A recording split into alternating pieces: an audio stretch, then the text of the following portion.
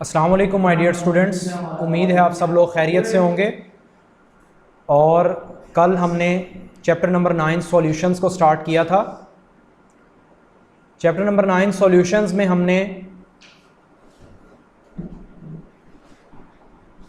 कल routes law की 3 statements को पढ़ा था और Raoult's law when both components are volatile यानी कि सेम पढ़ा था।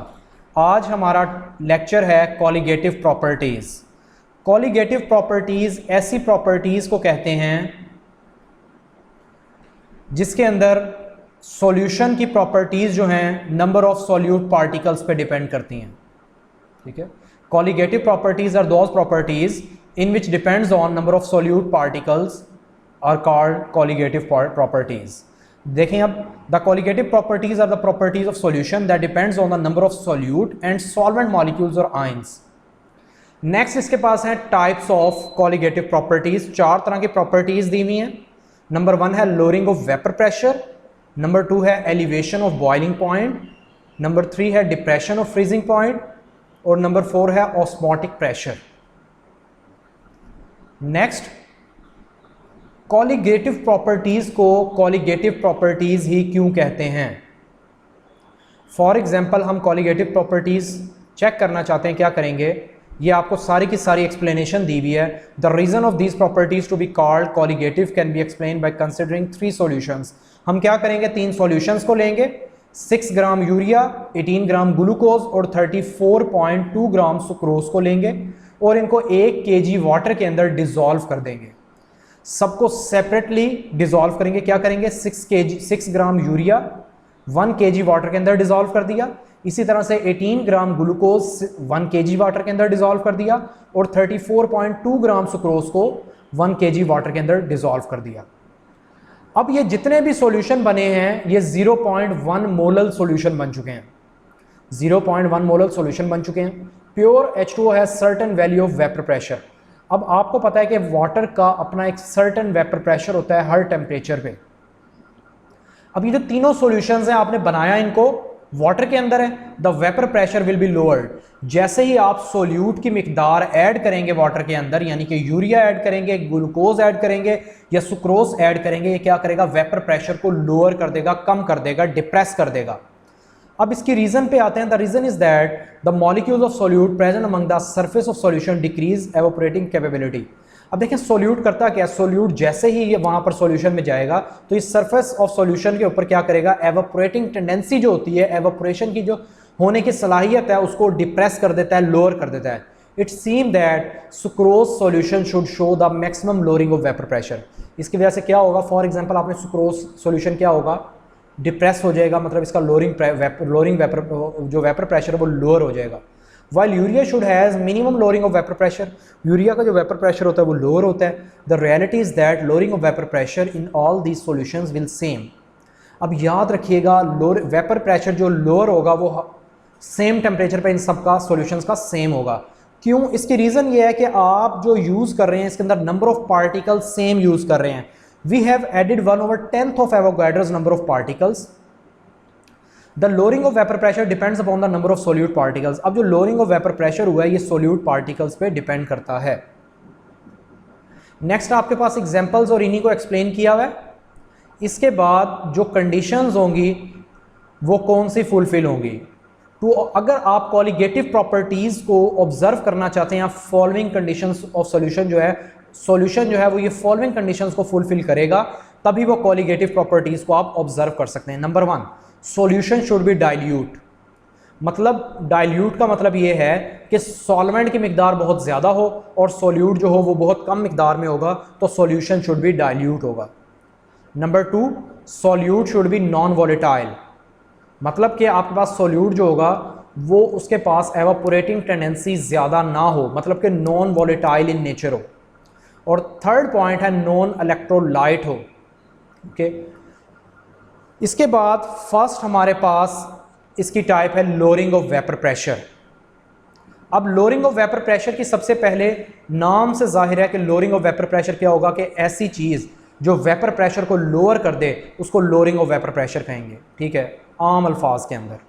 और अगर हम इसकी डेफिनेशन पढ़ना चाहें तो आप कह सकते हैं कि the non volatile non electrolyte solute dissolve in solution and occur lowering of vapour pressure. For example आप नॉन वॉलेटाइल और नॉन इलेक्ट्रोलाइट सॉल्यूट को ऐड कर देते हैं सॉल्यूशन के अंदर और वो क्या करता है, वेपर प्रेशर को लोअर कर देता है, इसको कहते हैं लोअरिंग ऑफ वेपर प्रेशर। अब देख लें, these particles can escape from all over the surface of pure solvent when the solvent in consisting dissolve non-volatile non-electrolyte solute particles, the escaping tendency of solvent particle from the surface of solution decrease। तो इसका vapour pressure जो होगा वो decrease हो जाएगा, lower हो जाएगा। यानी कि लोअरिंग ऑफ वेपर प्रेशर क्या है, सिंपल अल्फाज के अंदर non volatile non electrolyte solute को यूज करेंगे और वो सॉल्यूशन के वेपर प्रेशर को लोअर कर देगा, इसको लोअरिंग ऑफ वेपर प्रेशर कहते हैं। नेक्स्ट हम पढ़ेंगे, इसकी इक्वेशन को ड्राइव करेंगे। हमने पीछे पढ़ा था कि डेल पी को कहते हैं, डेल पी को हम कहा था लोअरिंग ऑफ वेपर प्रेशर, और अगर del P over P naught होगा तो इस होल इक्वेशन को क्या कहते हैं, relative lowering of vapour pressure. और third statement of Raoult's law अगर आप याद करें तो हमने पढ़ी थी, the relative lowering of vapour pressure is equal to mole fraction of solute. यानी कि आपके पास रिलेटिव लोअरिंग यानी कि लोअरिंग ऑफ वेपर प्रेशर जो हो रहा है वो डायरेक्टली प्रोपोर्शनल है नंबर ऑफ सॉल्यूट पार्टिकल्स के। यानी कि अगर आप सॉल्यूट पार्टिकल्स कम ऐड कर रहे हैं जो कि नॉन वॉलेटाइल नॉन इलेक्ट्रोलाइट हैं, तो ये वेपर प्रेशर को कम लोअर करेंगे एज कंपेयर टू जब आप कंसंट्रेशन ऑफ सॉल्यूट को बढ़ा देंगे। इसका मतलब ये है कि आप बुक पे साइड की पॉइंट्स लिख सकते हैं कि रिलेटिव लोअरिंग जो होता है डायरेक्टली प्रोपोर्शनल है मोल फ्रैक्शन ऑफ सॉल्यूट के। If N2 and N1 are the number of moles of solute and solvent respectively, इसका मतलब यह है कि N2 जो है वो number of moles of solute हैं और N1 जो रिप्रेजेंट करते हैं वो number of moles of solvent को करते हैं। तो आप कह सकते हैं X2 is equal to N2।